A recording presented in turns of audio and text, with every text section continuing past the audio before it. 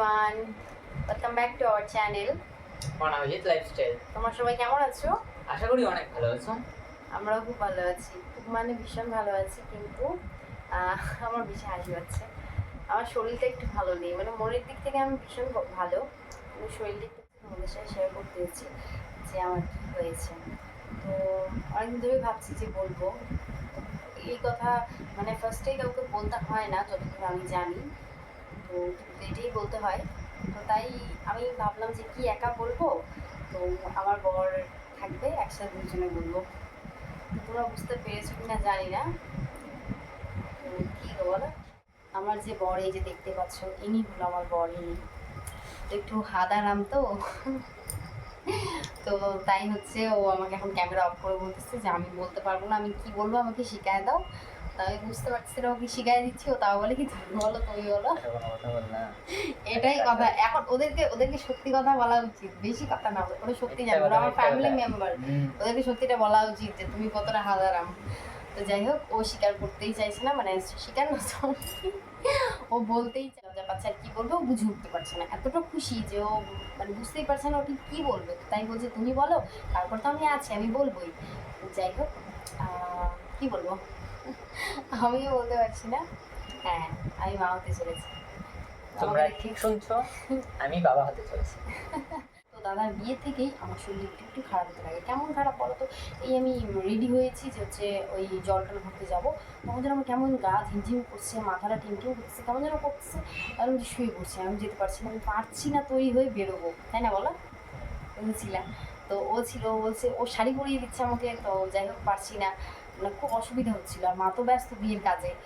তো যাই হোক, তারপর কোনো মতো রেডি হয়ে তো সব দাদার বিয়ে পার হলো, তাও কিছু খেতে পারিনি, কিছু ইয়ে করতে পারিনি, মানে আনন্দ অতটা করতে পারিনি, কিন্তু যখন পজিশন হয়েছিল বৌদি ভাইকে বাড়ি নিয়ে আসার সময় একটু ডান্স করেছি, তখন একটু মজা হয়েছে।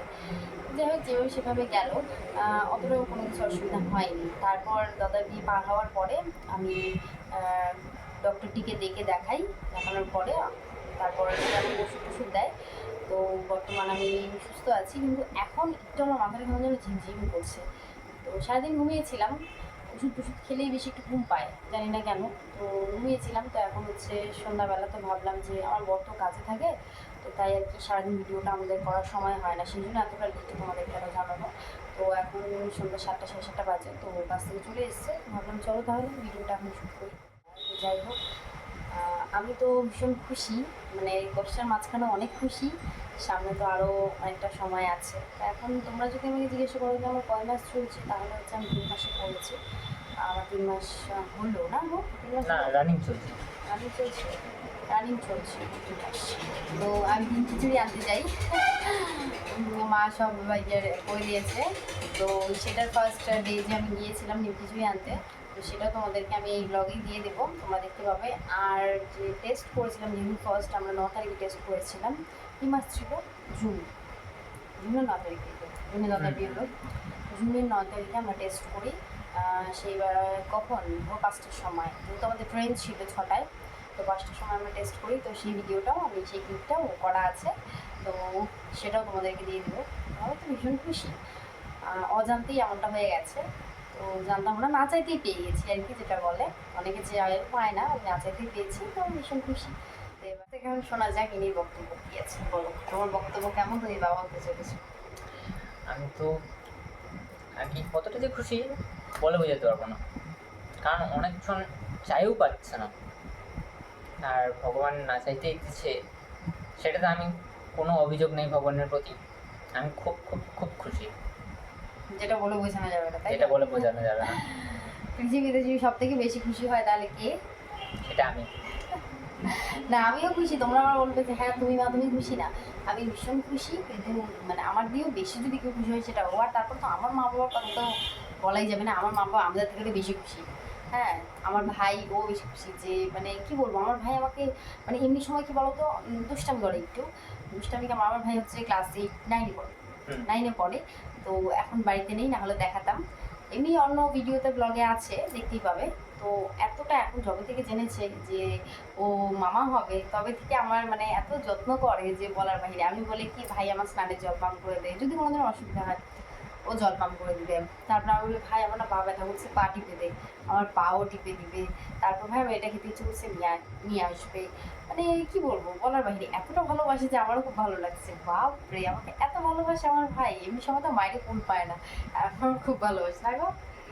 আমার মা বলেছে যে হচ্ছে আগে বলতে হয় না, 3 মাস 4 মাস 5 মাস এরকম ভাবে পরে বলতে হয়। তো যাই হোক আমার 3 মাস চলছে, তো সেই জন্য ভাবলাম যে সবাইকে জানিয়ে দিই। আর এখন থেকে আমি ডেলি ব্লগ করবো যে আমি সকাল থেকে সারাদিনটা আমি কী কী করছি এই প্রেগনেন্সি অবস্থায়। আর তোমরা একটু আমাকে কমেন্ট করবে, আমার পাশে থাকবে, তোমাদের পাশে থাকাটা আমার খুব জরুরি। জানি না এই ভিডিওটা কেমন হবে, কতটা ভালো হবে, আর কতটা ভালোবাসা পাবো তোমাদের কাছ থেকে, কিন্তু আমি আশা করবো যে অনেকটাই ভালোবাসা পাবো। এখন দেখা যাক। তোমাদেরকে জানানোর ছিল, তোমাদেরকে জানানোর পরে আমার ভীষণ হালকা লাগছে। আমার যারা রিলেটিভ, আমার নিজের মানুষ, তারাও এখনও সঠিকভাবে কেউ জানে না, আমি কাউকে জানাইনি। আমি ভাবলাম যে আগে তোমাদেরকে বলি, তারপর তো সবাই জানবে, তোমাদের থ্রু সবাই জানবে। তো যাই হোক, তো বাকি সব ক্লিপগুলো এখানে আমি অ্যাড করে দিচ্ছি, তোমরা দেখে নাও আমার রিয়াকশনটা কেমন ছিল। চলো দেখে নাও তোমরা। আর তোমরা কতটা ভালোবাসো কি না বাসো তা তো তোমাদের সাপোর্টেই বুঝে যাবে, কিন্তু আমরা খুবই ভালোবাসি তোমাদেরকে, পাশে থেকো।